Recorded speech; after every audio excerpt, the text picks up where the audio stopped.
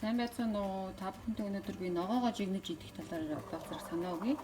Би болохоор ийм ногоо жигнэдэг ийм сагсанд ингээ ногоогоо жигнэждэг. Энэ бол миний нэг усны мацгаа тайлах үед иддэг ногоо. Одоо байцаагаа ингэж дивсээд идэх ногоогоо ингэж хариулт тавиад тэгээ байцаанд одоо нэг далайн байцанд орж иддэг шиг ногоогоо ороогоод идчихдэг. За тэгээд энэ хоолтойгоо би цуг өнөөдөр ногоотойгоо цуг энэ манайхаар гурвалжин будаа гэж ярьдаг. Тэр улаан нь болохоор сэвг зарам гэж ярьдаг. Хоолтой линзээ байна. Энэ маш хурдан болдог. Болох хугацаа нь ойролцоо байдаг учраас би хөлөө ичдэг. За тэгээд байцааг хэрэг худалдаж авал хамгийн гаднах энэ хальсуудын ингээд аваад хаягчиж байгаарай. Энд бол маш их бактери бохир зүйлүүд агуулдаг.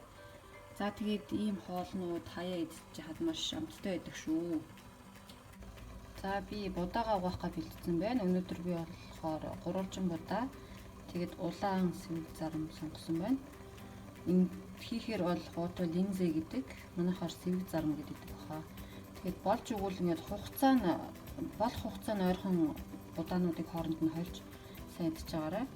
Одоо хөлбөрийн бор будаа бол маш удаан болдог. Тийм учраас энтэй хойлвол мөд болохгүй нөгөөдгнийх нь хилцаа чинь. Тэгээд иймэрхүү хоолнууд хийж идэж байгаарай. Бид маш ач тустай шүү. За түрүүний жинхэнэ ногоонуудаараа би дахиад өөр хоол хийх санаа өгье.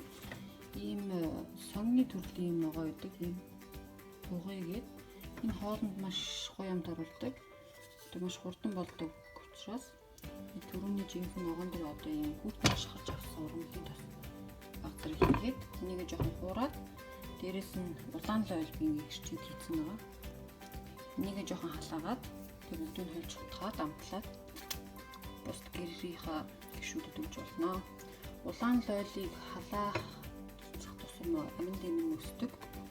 Ногоонуудад халаах гэж хууруул амин дэмэн өсдөг. Заримд нь халаавал амин дэмэн босдог гэд янз бүр байдаг. Бидний эдгээрийн тухай бас ярилцаж болно та бүхэнтэйгээ. За түрүүний үзүүлсэн хоол маань бэлэн болсон байна. Иймэрхүү ногоотой урга.